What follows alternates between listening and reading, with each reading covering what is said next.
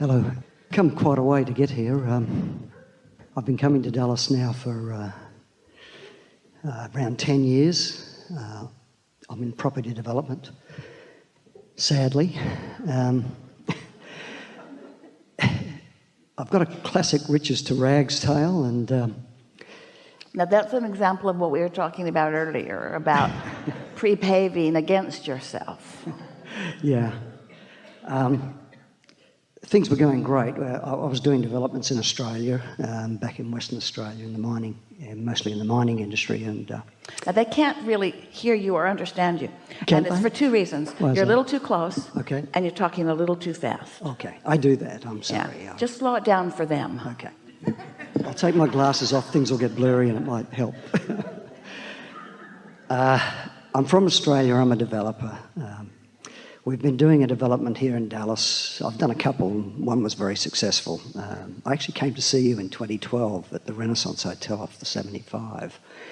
And when I saw you were back here, and I was actually coming into town, I decided I'd get a ticket and come again. We went on to put all our money into a second development here, and about 5 years ago, put in roads and whatever, it's about 12 acres, up in McKinney. Put a bunch of money into it. We're doing our best the same way we used to do in Australia, and again, what we did here. And for the last probably 4 years, it's just been going backwards. Sales have been slow. We've been doing everything we can, ploughing money into it. Things have been quiet in Australia as well. Well, you're doing everything that you can that most humans think is everything that you can, but have you harnessed the power of the vortex? We've been working Because on the that, segment so- intending that you're doing right now is in response to how it's going. So it's like getting out your notebook and writing, I feel things aren't going well. And it feels like things have not been going well for quite a long time. I'm feeling financially bound because we've put a bunch of money into it that seems to be futile. And we're not making fun of you. We are acknowledging that these statements that we're reflecting back only reflect the way you feel, and you're a key component in this. And the way you feel is an indication of where you're at in terms of your cooperation with what's in the vortex. Now we know that when the idea hatched about this, you had some big ideas, and they're good ones. And we know that cooperative components came around, but then you and others, mostly from the influence of others, but you began letting the current set of circumstances be the reason that your thoughts flow the way they do. So it's like you're following what is rather than leading what is. You know what's really important is that if your inner being did not believe in this project, then your negative thoughts would not feel negative. It's the opposing thoughts that are causing the negativity. So the worse you feel is the greater indicator that you're squandering the well-being that is there waiting for you. In other words, if you were on the wrong track and there was another development that is better for you, and that the path of least resistance was for you to just get out and move on to something else, then every thought that you have, like the ones that you just said to us, would feel invigorating to you. But the fact that none of that felt invigorating to you means that your inner being sees this project entirely differently, and the cooperative components have been lined up, but you're not letting them in because you're facing reality rather than creating it. We love this project. We put everything into it. We totally love it. It's a beautiful project. It's quite different to anything here, but it's. You know, We've got a few people who absolutely love it and have bought there. It's a lot like, though, we really want you to hear this because this can be a big turning point for you. It's a lot like a parent who really loves his or her child, who sees the child as not going to make it. Such a good kid. I love him so much, but he's such a wackadoodle. He can't remember anything I tell him to do. He leaves his backpack at school every day. I don't know what he's going to do when he has to go off to school. I guess I'll have to go with him. This project is something that you want success from. You can't have it both ways. You can't love it and see it as failing at the same time. Those are not vibrationally accurate vibration. How do we bring it back, though? I mean, we're in trouble with the bank now. We've actually had to sell our home in Perth. We're renting. My wife's been stacking shelves at a grocery store.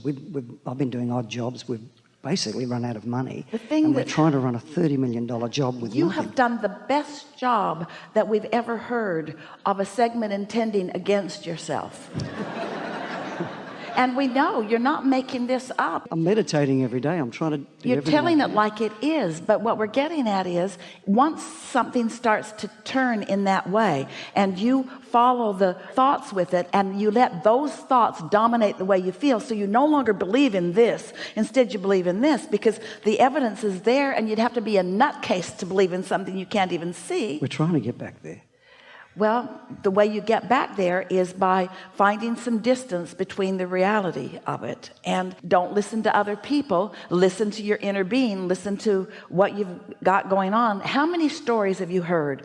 And this is a very common one, where someone had a dream, it went pretty good, then it went south, then it was almost to the point of complete bankruptcy, and right before bankruptcy it turned around. And then they wondered, why did we put ourselves through so much suffering when it was going to turn around all the time? Jerry, who was a financial counselor long before he met us, asked us the questions once we began dialoguing. He said, I see people getting into financial problems, and first they lose their boat, and then they lose their second car that they don't need so much, and then they lose this, and once they've lost everything, then it turns around and they start coming back up. He said, why couldn't it start coming back up after the boat was gone? And we said, because until it's all gone, they don't let go of that fear that it's going to go. And as long as they've got the fear that it's going to go, then it keeps going. But once it's all gone, that fear goes away. Well, nothing else to lose.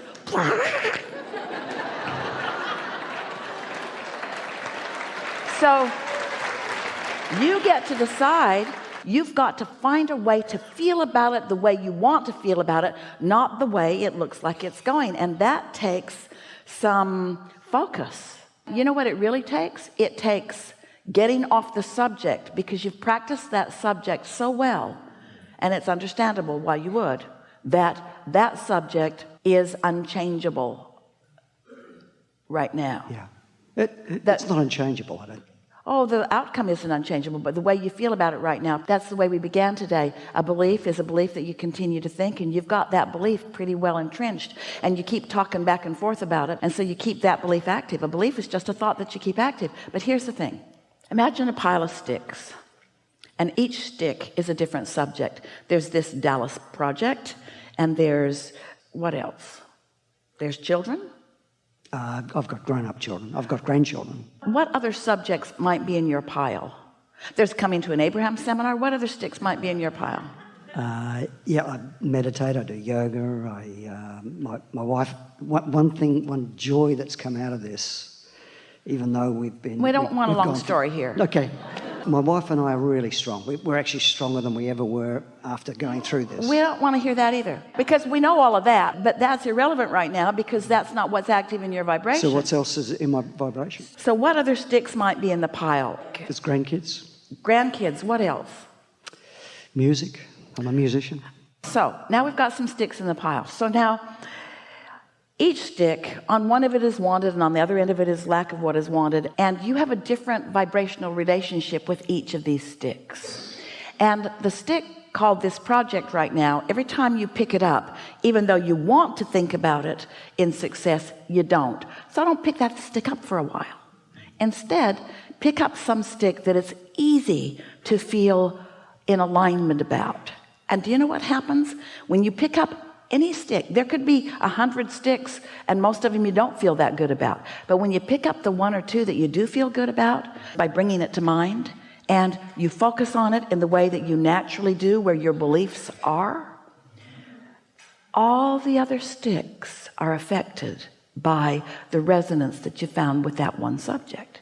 If you can, for some time every day, we're not telling you to abandon your project. We're just telling you to get other subjects active in yourself, to give yourself some vibrational leverage, so to speak. Also, do you meditate? I do, yeah, every morning. Describe to us just a little bit what that process is for you. At the moment, it's really difficult because then we don't want to hear about it. it. It's a 24/7. So here's what we mean by meditation. So we mean 20 minutes. Esther often gets up especially early so that she can get that in no matter what. Her pickup for her flight yesterday was 4 a.m. So she got up really early so that she could get all the things in that she wanted to do before that early pickup. So sit for 20 minutes and focus on something. She likes the sound of the air conditioner because it doesn't evoke any thought. And so just allow your mind to quiet and allow your vibration to rise. And as your vibration rises, you become a vibrational match for the time of that raised vibration with the success of this project and all other things that you've put into your vortex.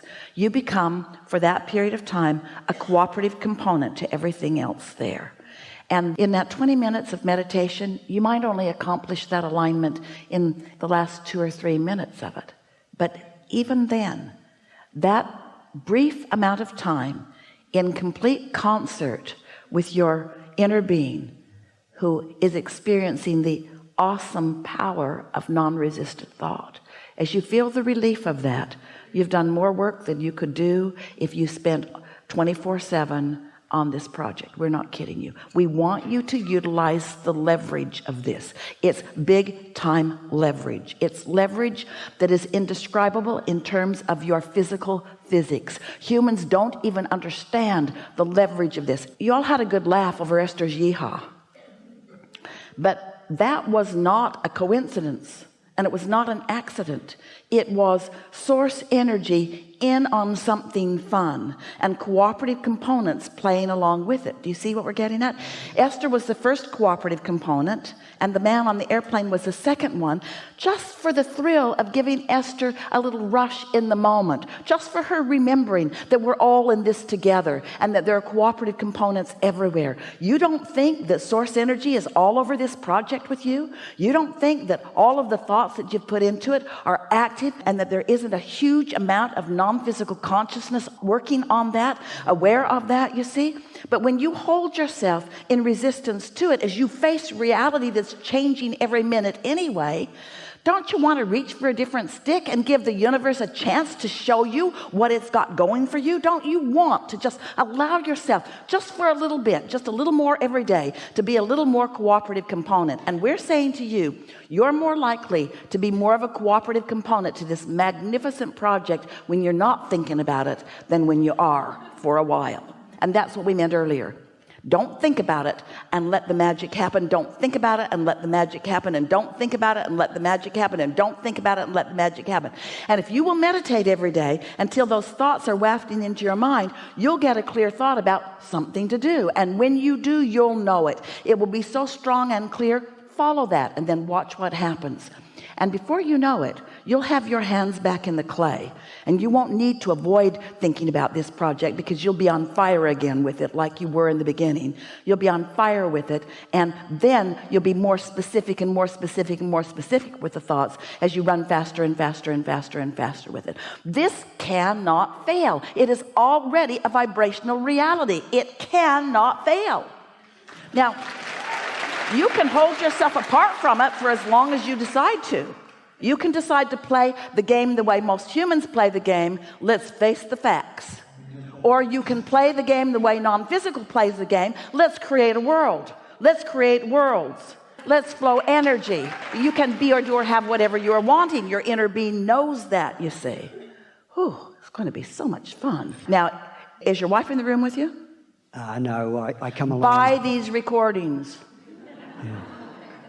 What's she going to say when she hears them? When she found out I was coming to see you, she said, what? She was so angry at me because she wanted to be here. Because the reason we ask is, and we usually don't, but the reason we ask is if you two will talk to each other this way. We do. But this is a new way. You've been talking to each other in a way that's not helping you. You've been talking to each other about what is. We know you do some of it, but we're talking about the way you feel. Lip service doesn't count. It took us a little while to get you revved up here. Did you feel it? Did you feel yourself click over? Did you feel yourself become a cooperative component to your own project? I absolutely did. Yeah, we did too. Thank you so much. Yeah. Really good.